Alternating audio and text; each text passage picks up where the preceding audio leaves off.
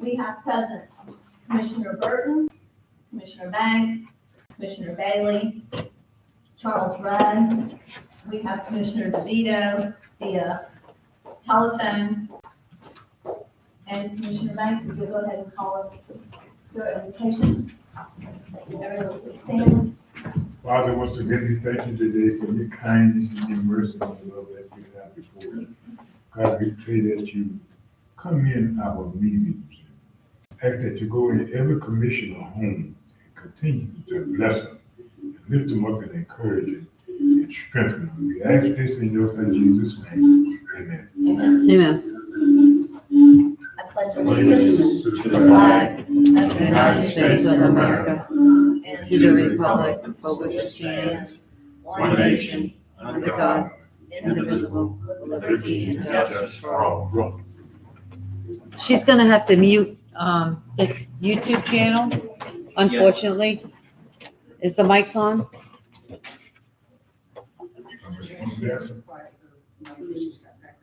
Did you catch that, Commissioner?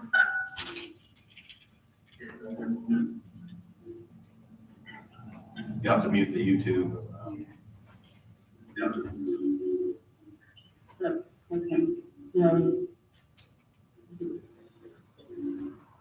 Or you can mute your phone if you're just going to listen through YouTube.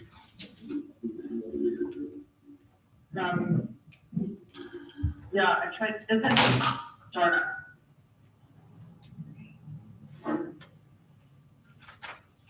Good now.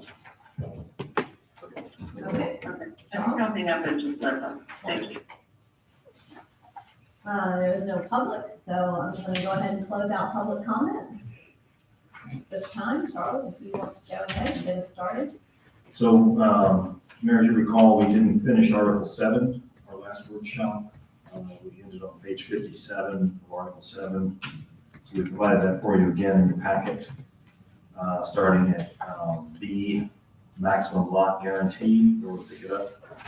And this section we were on was on conservation subdivisions, where you allow us to preserve large areas of natural area and cluster homes perhaps closer together, so the density was the same, but they were clustered differently.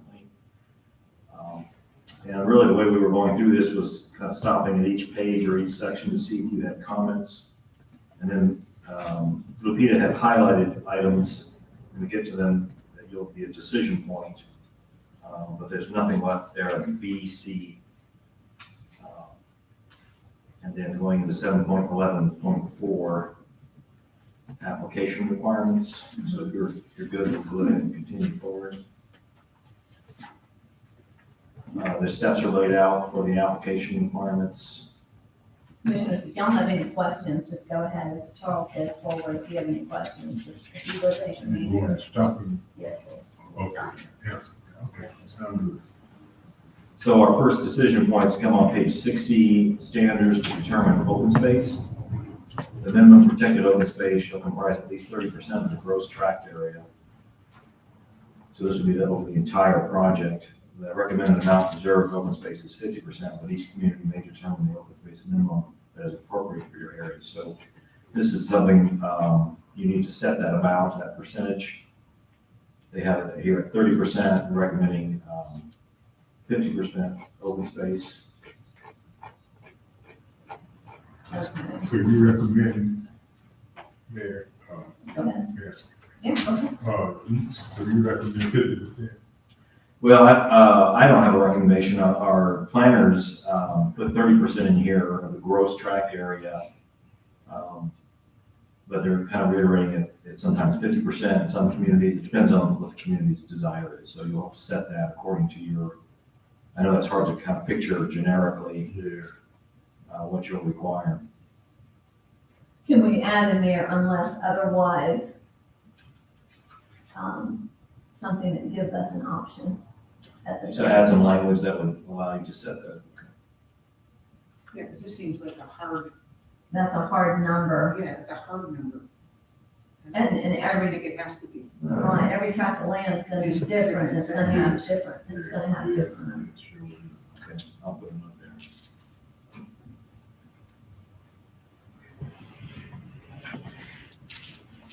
And then, and number 2B, so 2 is the following areas are considered primary conservation areas and are required to be included within the open space, unless the applicant demonstrates that this provision would constitute unusual hardship and be counted for the purposes of this article. So that'd be bodies of open water over 5,000 square feet contiguous area, riparian buffer zones in accordance with the riparian buffer ordinance. I think I highlighted that because we don't have a riparian buffer ordinance, to my knowledge. If that's something you want us to look into, see if that's something we need, or Does Don't the know. state, does the state not have a standard riparian? That's something that, I guess she would know that if she was doing this, whether or not the state has more of a mandate. Okay, I'll find out. She had to go to Utah. I think she had a family emergency. okay. That would be a question is, because obviously before we approve this, we're gonna have to have a riparian buffer ordinance. Yeah, this is gonna come back to you. All right, anything else on page 60? That whole section goes through 61. 62, permitted uses of open space. Talks about what you're allowed to do with that open space you're required to keep.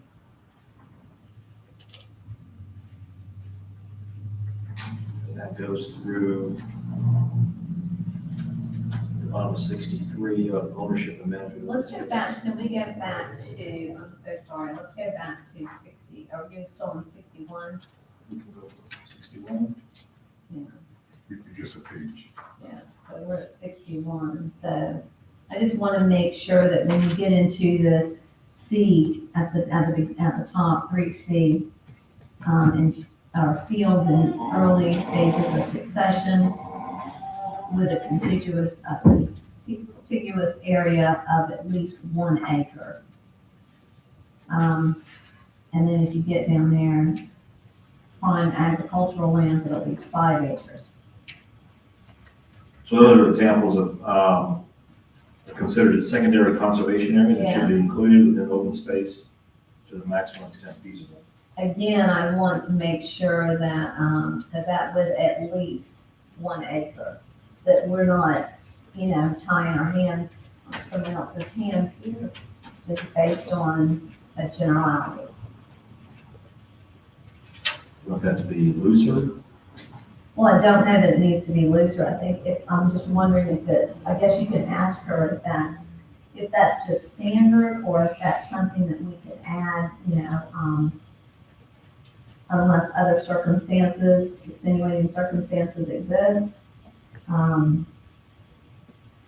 Okay, I'll ask her if Okay, that can be adjustable or if it's standard. okay. Not every customer doesn't see them either. We'll see.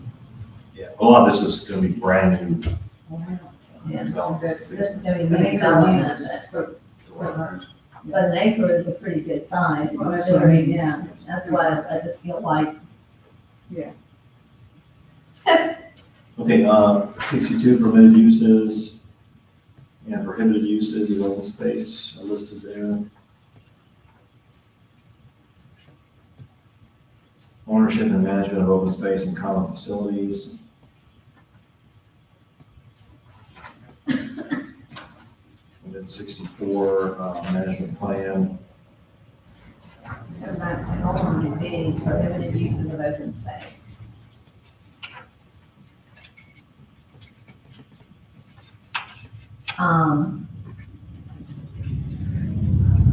You've got in here, of course, golf courses.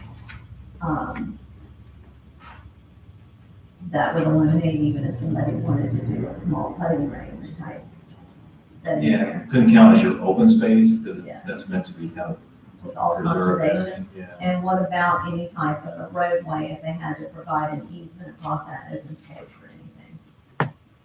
Well, easement will be different than a roadway. Okay, I just want to make sure. Okay, All right, on 64, legal instrument for permanent protection.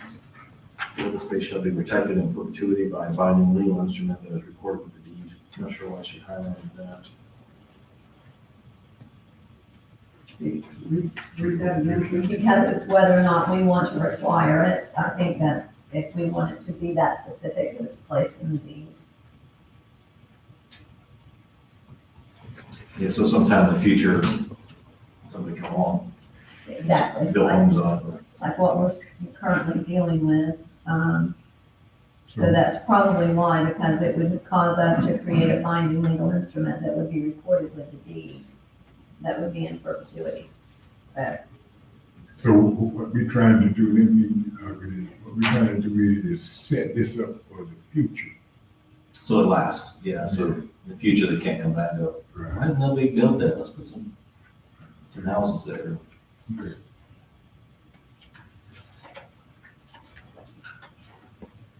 Okay, 65, development standards, standards for the conservation development. This goes into the details.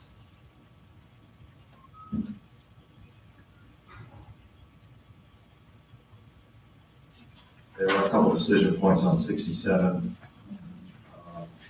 That section is the standards. The following design standards are intended to improve the character and aesthetic qualities of development and to minimize impacts on natural and cultural features of the site. And F talks about building envelopes in their areas of continuous clearing shall generally be limited to a maximum area of a half acre for an individual building, or up to 2 acres when multiple buildings are located on a common lot. So she highlighted, those are decision points. You set those sizes. Okay, number your lot. So if they, I guess it means if they're 5 acre lots, you're saying that the maximum area cleared for the building would be a half acre. But there's several buildings, multiple buildings, 2 acres. And I don't know what that looks like. I think we have to, I would want to see what that looks See like. examples. Yeah, see Yeah, because examples. if you're saying that a half an acre for an individual building, or up to 2 acres, when multiple buildings are located on a common lot, does that mean all of the buildings are located at just 2 acres, or is it 2 acres per individual lot? I think it's like it cleared, it couldn't be any more than 2 acres. 2 acres. So basically then, for individual building type things, you can put how many houses on there, at half an acre apiece, 4? Is that how many that? I think 4 it, houses or 4 buildings or whatever, on a 2 acre lot? I think we're gonna need to see illustrations of what this means, some examples. I made a note to see some examples. Also, if you'll go back to 66 on C, the city commission may require the designation of protected naturally vegetated buffer strips around water resource features. It's interesting, it's not the planning and zoning would have some input in this as well. Did planning and zoning say anything about that? Doesn't that go back to the, pronounce it wrong, Riparian- buffer ordinance of the riparian city? I It mean, It's could. almost like you're saying different, possibly saying different things, so. I think this is meant to address clear cutting. Yeah. So this is in a conservation subdivision, saying somebody can't go in and just clear the site.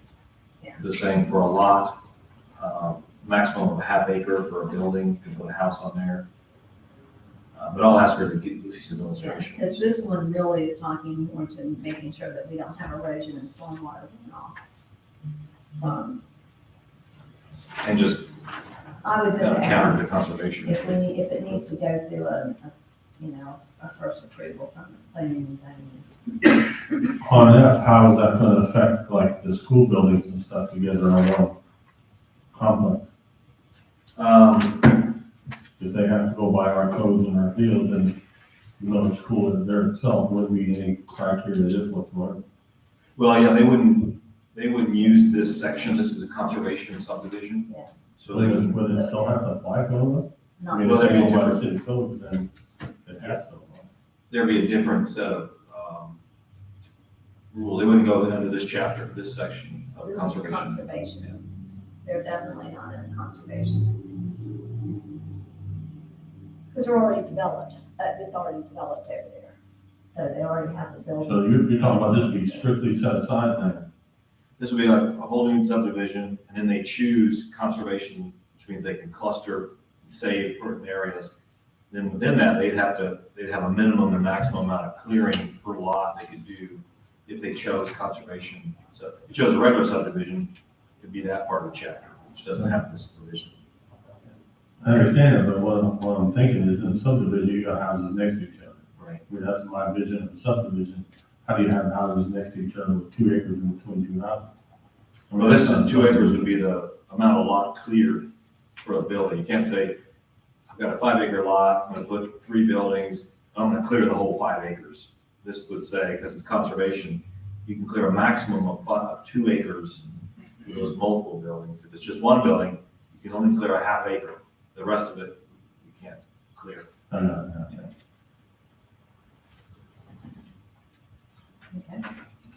Okay. Okay, Yeah, but you turn the page, we're back to that. preparing buffer requirement. That's about natural vegetative buffers. Just basically preserving, again, part of the conservation effort. 69, there's some additional design guidelines. And again, this whole chapter, they provided to you as an option. You could say, oh, we don't want that in the code. And then it would also be an option, even if you adopted it, for the developer to say, I'm gonna go this route, because I wanna, they see the advantage of it.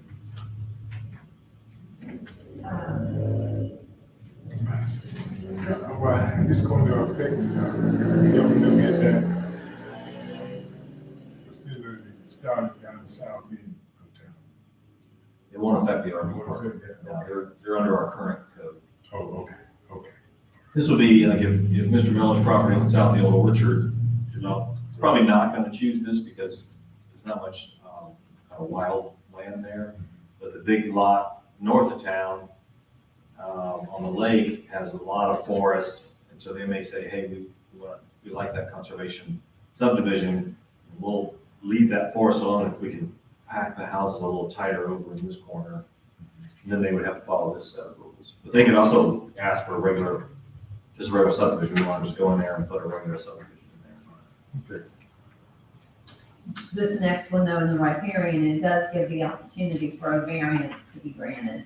When you get down there to that 75 and 50 feet buffer. So,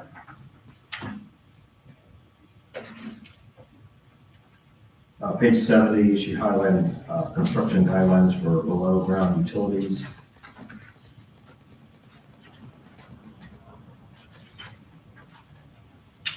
I'm not sure why she highlighted that, just to look at it.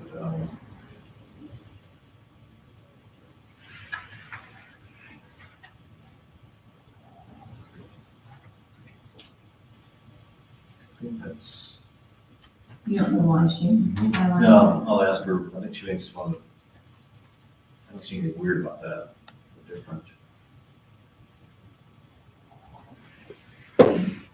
Okay, well, okay, you said no more than 500 million feet, correct? Maybe open at one time.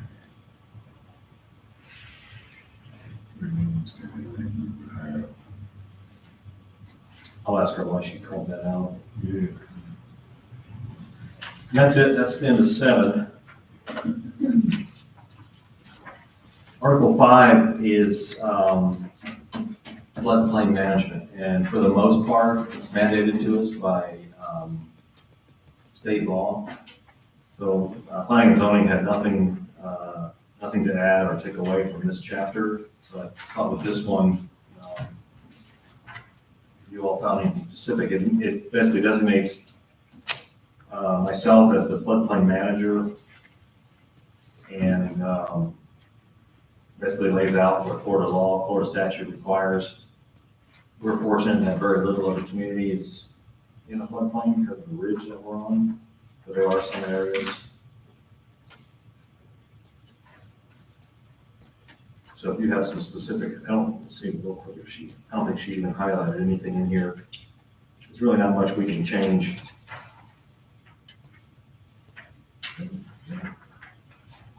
And again, the purpose of this, I guess I explained this to planning and zoning, you know, whenever there's a large flooding event, insurance rates go up and everybody has to pay, and there's a lot of problems, so they're trying to prevent new development occurring in areas that we know flood. Flood zone. Yeah, and if you insist on building there, there's rules to follow, so that, it doesn't end up a huge claim. I'm sure you've all seen old subdivisions, you wonder why they were ever approved to build, and every summer it fills up with water. That's what LAC is dealing with, LAC and the county, they're dealing with that. So I don't see anything that she highlighted in 5 as far as the decision points, so. If you all have anything particular you found in there?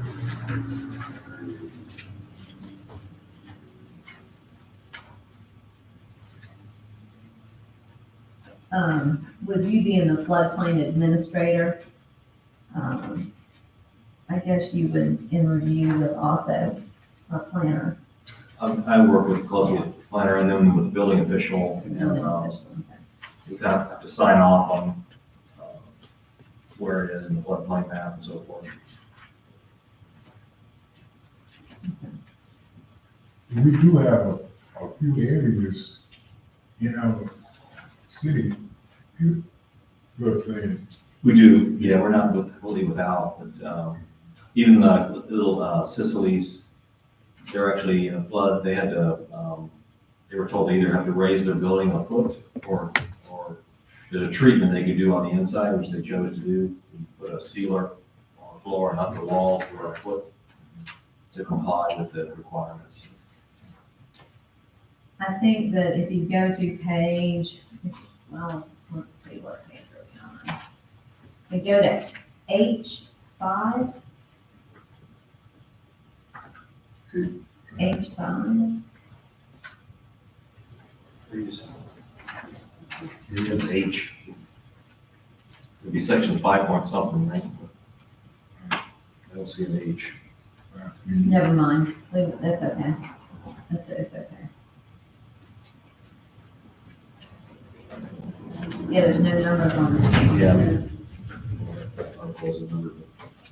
But if you come across something in this, just let us know. But this one is pretty much dictated to us.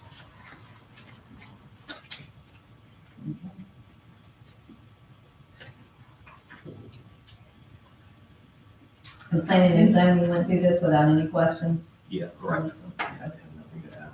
And this just applies to new things coming in, correct? I mean, Correct. Like he says, there's areas. Now, I think, believe it applies, just like your insurance, if the work you're gonna do, is over 50% of the value of the building, you have to bring it up to current That's requirements, what I'm yeah. wondering. Or you don't get insured. Okay. That makes sense. Yeah, you have to spread the mobile home. We'll track it down. Excellent job. Anyway. Mayor, that's all we have for today. This is a small one. Next time we'll have Articles 1 and 2, and Article 2 is zoning, so that's a bigger thing, the downtown overlay, downtown zoning, we'll have zoning maps and so forth. Okay, These were coming. do we have any other questions, Commissioner? Commissioner DeVito, does she have any questions? She can, my understanding, she can still interject. Mhm. It's on YouTube. Is she on YouTube? Is she? She can write them up and we certainly can. Yeah. Take them up. I don't see anybody. Okay, nobody's on? Sure. Nobody on? Is she still on the phone? No, she just listened on YouTube. Nobody has any further questions, then I guess we can adjourn the workshop. Before we do, I just want to thank you all for your willingness to, come in at 5 o'clock. We've got, with the Delaney family, and we're gonna have faculty, I'm sure we're gonna have faculty and students from, Crescent City High School. I know that Mayor Watts said he was also going to be attending, so, thank y'all for your willingness to know that. But, it's also means a lot to the family, so thank y'all for being there. With that, I'm gonna go ahead and adjourn the workshop.